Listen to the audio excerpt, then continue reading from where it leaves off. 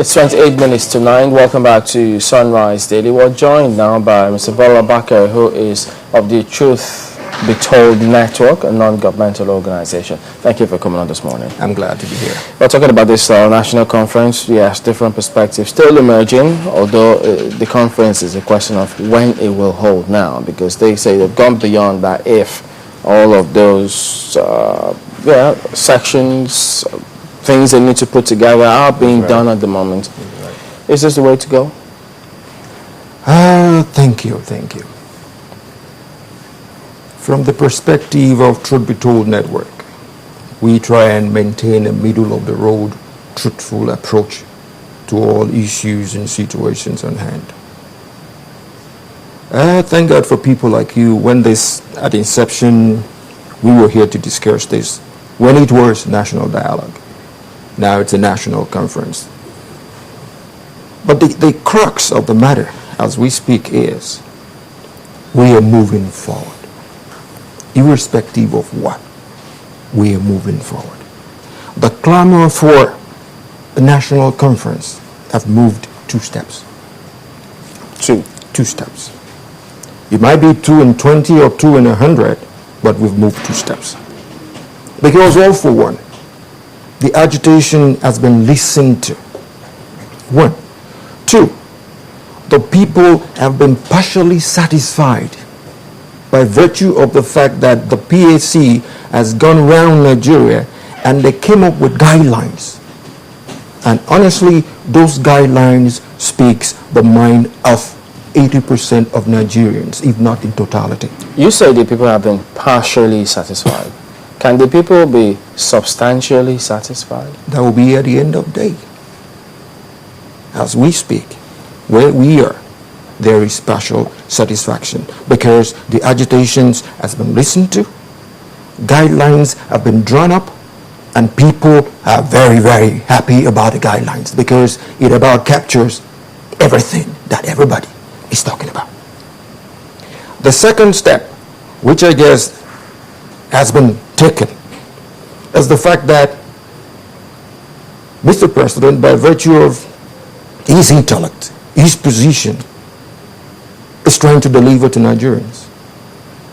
But as in all cases, as in all endeavors, as in all projects, there are bound to be hiccups, hitches, and glitches along the line.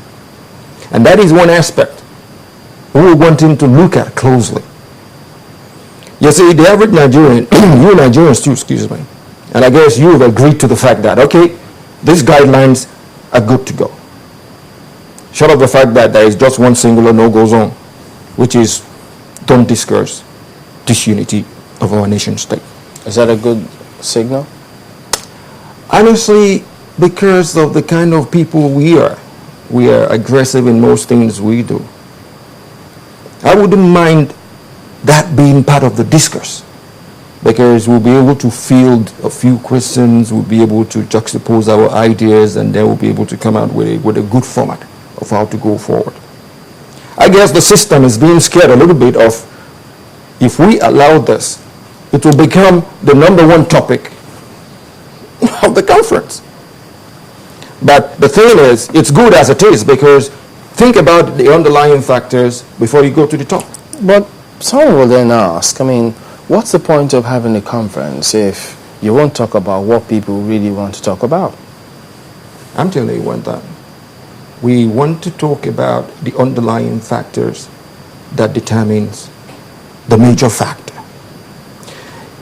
Let me tell you the reason why most Nigerians are agitating for the discussion on national unity.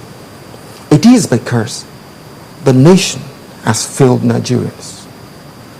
And as normal human beings with the tenets of social engineering, you know what we do to ourselves?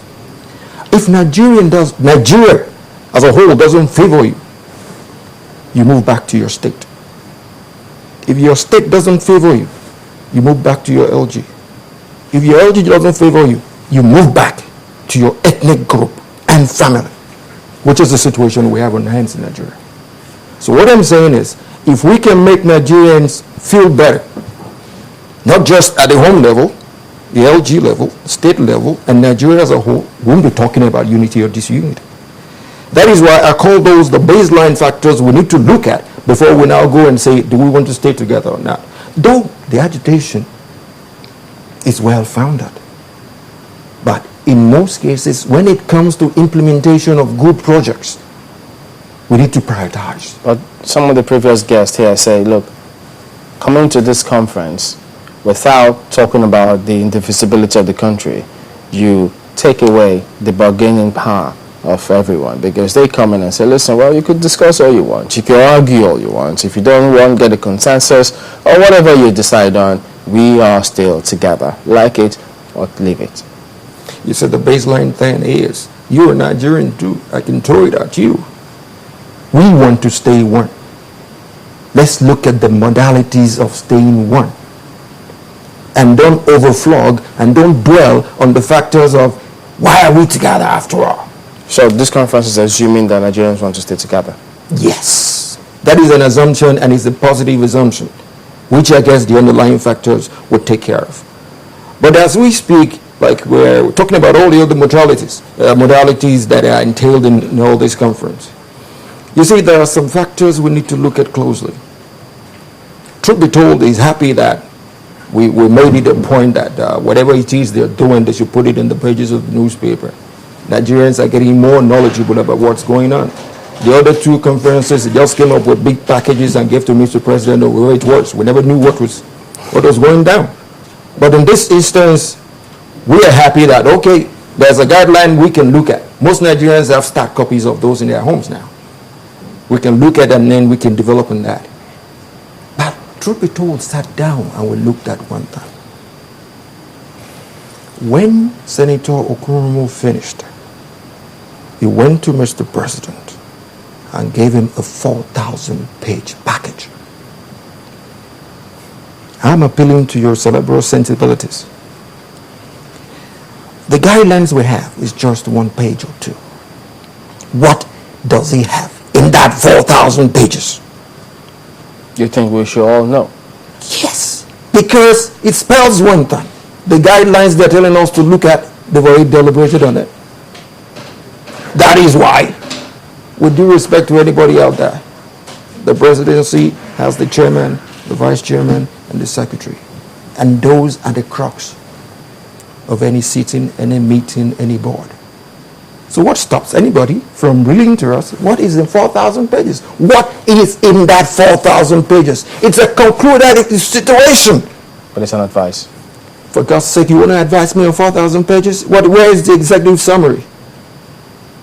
The executive summary is what we need. What we are saying is not what Okoromo is telling Mr. President. You know, I mean, my colleague just said just what it was. Because, I mean, the committee had a task. Yes, that's they right. They had to go out. That's right. Collate opinions. I mean, one would assume immediately that this is the collation of the opinions, the various opinions, but this is what we're able to synthesize. I mean, that's where you begin to get in modalities of how this conference should hold. I mean, having looked at this, the only way we will advise you to go about this conference, considering all we have heard and seen, is for you to adopt, you know, other bodies other than ethnic groups.